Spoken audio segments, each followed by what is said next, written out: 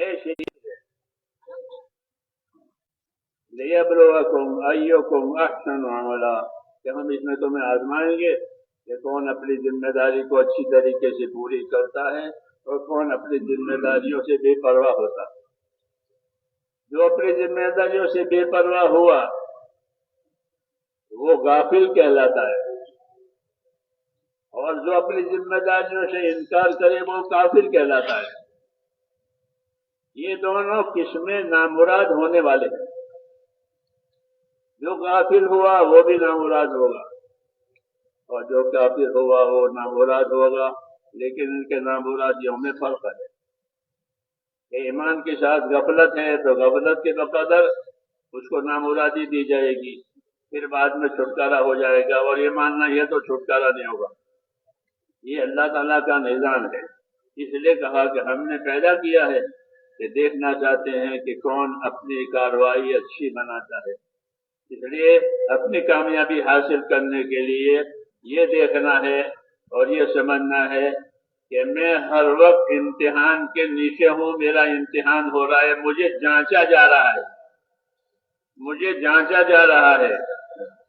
اللہ تعالیٰ جانچتے ہیں اور دیکھتے ہیں، اسباب دے کر، کبھی اسباب ہٹا کر، دونوں طریقے سے جانچ ہوتی ہے۔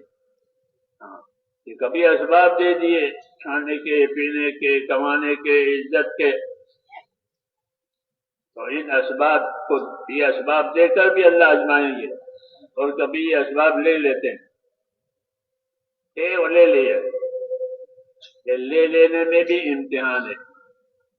اس لیے بندہ ہر وقت امتحان کے نیچے ہے، اس لیے وہ فکر کرے کہ وہ اپنے امتحان میں کامیاب ہو جائے۔ نحمده ونصلي على رسوله الكريم، اما بعد۔ محترم دوستوں، بزرگوں، حضرت مولانا বলেন যে দুনিয়াটা আল্লাহ তাআলা জিম্মাদারির জায়গা বানাইছে, দায়িত্ব পালনের জায়গা। এখানে আমাদেরকে একটা দায়িত্ব দিয়ে আল্লাহ তাআলা পাঠাইছেন। তো এই দুনিয়াটা দায়িত্ব পুরা করার জায়গা, এবং এরপরে আল্লাহ তাআলা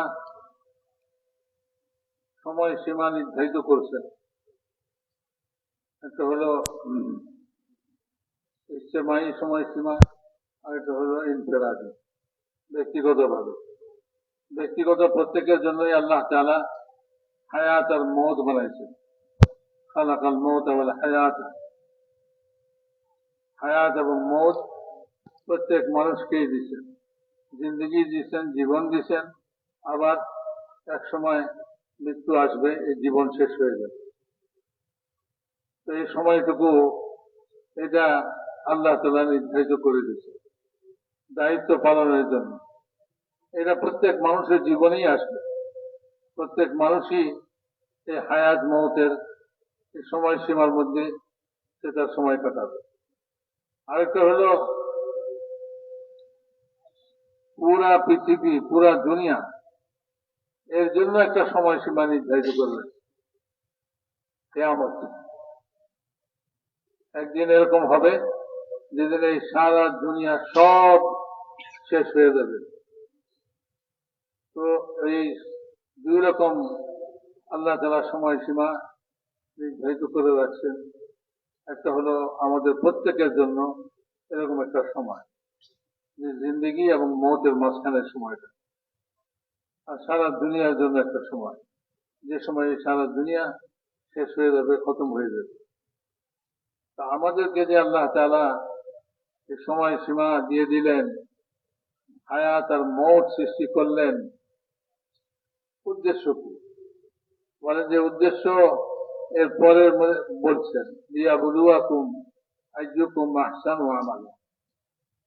যে আল্লাহ তাআলা এই সময়সীমা নির্ধারিত করে দিয়েছেন এই জন্য যে আল্লাহ তাআলা দেখতে চান যে কে এই সময়ের মধ্যে তার দায়িত্বকে উত্তম রূপে পালন করে, অথবা এই দায়িত্ব থেকে সে গাফিল থাকে, বেপরোয়া থাকে, দায়িত্বকে পালন করে না।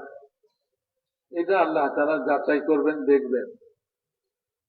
তো দুনিয়াতে আমরা সবাই পরীক্ষার মধ্যে আছি, আর এই পরীক্ষার সবকিছু দেখনেওয়ালা পরীক্ষা, কে কিরকম পরীক্ষা দিচ্ছে এটা দেখনেওয়ালা আল্লাহ তাআলা।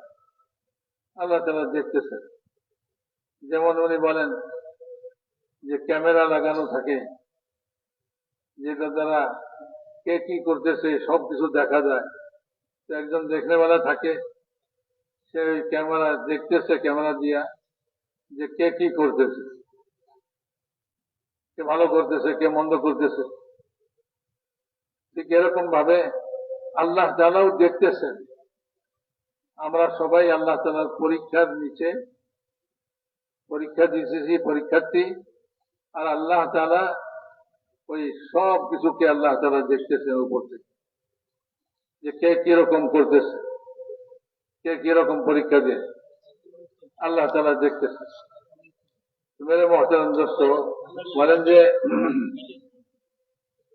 আল্লাহ তাআলা যেটা হায়াত মওত বানাইবার উদ্দেশ্য যেটা, সেটা আল্লাহ বয়ান করে দিয়েছেন যে তোমাদেরকে পরীক্ষা করা হবে। পরীক্ষা কি? যে কে ভালো ভাবে এবং উত্তম রূপে যে দায়িত্ব দিয়া পাঠাইছেন সেই দায়িত্বকে পালন করতেছে, পুরা করতেছে, আর কে পুরা করতেছে না।